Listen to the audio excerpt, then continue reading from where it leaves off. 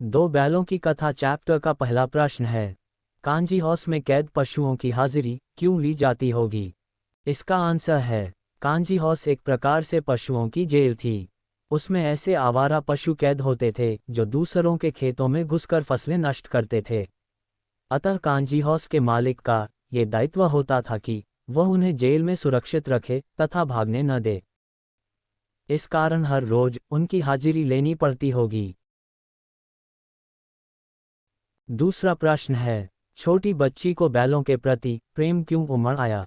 इसका आंसर है, छोटी बच्ची की मां मर चुकी थी। सौतेली मां उसे मारती रहती थी। इधर बैलों की भी यही स्थिति थी। गया उन्हें दिन भर खेत में जोतता, मारता पीटता और शाम को सूखा भूसा डाल देता। छोटी बच्ची महसूस कर रही थी कि उसकी स्थिति और बैलों की स्थिति एक जैसी है। उनके साथ अन्याय होता देख उसे बैलों के प्रति प्रेम उमड़ आया। तीसरा प्रश्न है, कहानी में बैलों के माध्यम से कौन कौन से नीति विषयक मूल्य उभर कर आए हैं? इसका आंसर है, इस कहानी के माध्यम से निम्नलिखित नीति विषयक मूल्य उभर कर सामने आए हैं। सरल सीधा और अत्यधिक सहनशील होना पाप है। बहुत सीधे इंसान को मूर्ख या गधा कहा जाता है। इसलिए मनुष्य को अपने अधिकारों के लिए संघर्ष करना चाहिए। आज़ादी बहुत बड़ा मूल्य है। इसे पाने के लिए मनुष्य को बड़े से बड़ा कष्ट उठाने को तैयार रहना चाहिए। समाज के सुखी संपन्न लोगों को भी आज़ादी की लड़ाई में योगदान देना चाहिए। चौथा प्रश्न है, प्रस्तुत कहानी में प्रेमचंद ने गधे की किन स्वभावगत विशेषताओं के आधार पर उसके प्रति रूढ़ अर्थ मूर्ख प्रयोग न कर किस नए अर्थ की ओर संकेत किया है? इसका आंसर है, गधा सबसे बुद्धिहीन प्राणी माना जाता है।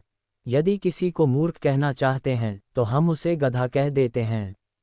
गधा मूर्ख के अर्थ में रूढ़ हो गया है, परंतु लेखक ने इसे सही नहीं माना, क्योंकि गधा अपने सीधेपन और सहनशीलता से किसी को हानि नहीं पहुंचाता है।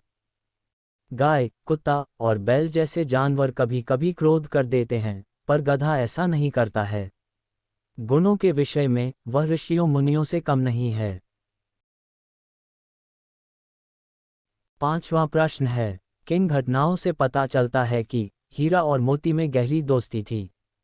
इसका आंसर है, इस कहानी में अनेक घटनाएं ऐसी हैं जिनसे पता चलता है कि मोती और हीरा में गहरी दोस्ती थी।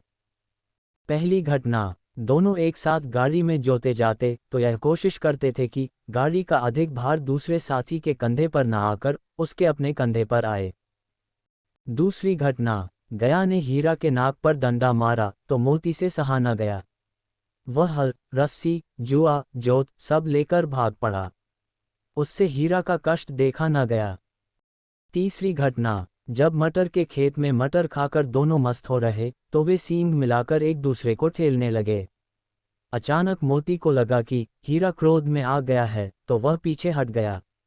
उसने दोस्ती को दुश्मनी में बदलने से रोक लिया। छठा प्रश्न है, लेकिन औरत जात पर सींग चलाना मना है, ये भूल जाते हो? हीरा के इस कथन के माध्यम से स्त्री के प्रति प्रेमचंद के दृष्टिकोण को स्पष्ट कीजिए। इसका आंसर है, लेकिन औरत जात पर सींग चलाना मना है। हीरा के इस कथन के माध्यम से पता चलता है कि प्रेमचंद नारी जाति का अत्यधिक सम्मान करते थे। नारी विभिन्न रिश्ते बनाकर समाज में अपनी भूमिका का निर्वहन करती है। वह त्याग, दया, ममता, सहनशीलता का जीता जागता उदाहरण है। विपरीत परिस्थितियों में यदि नारी में क्रोध जैसे भाव आ भी जाते हैं तो इससे उसकी गरिमा कम नहीं हो जाती है और न उसके सम्मान में कमी आ जाती है। लेखक महिलाओं के प्रति अत्यधिक सम्मान रखता है। उसने ये भी कहना चाहा है कि जब पशु भी नारी जाति का सम्मान करते हैं तो मनुष्य को नारी जाति का सम्मान हर स्थिति में करना चाहिए।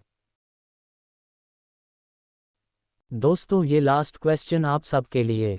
हीरा और मोती के मालिक का क्या नाम है? गया, भैरव, जूरी, मजूर?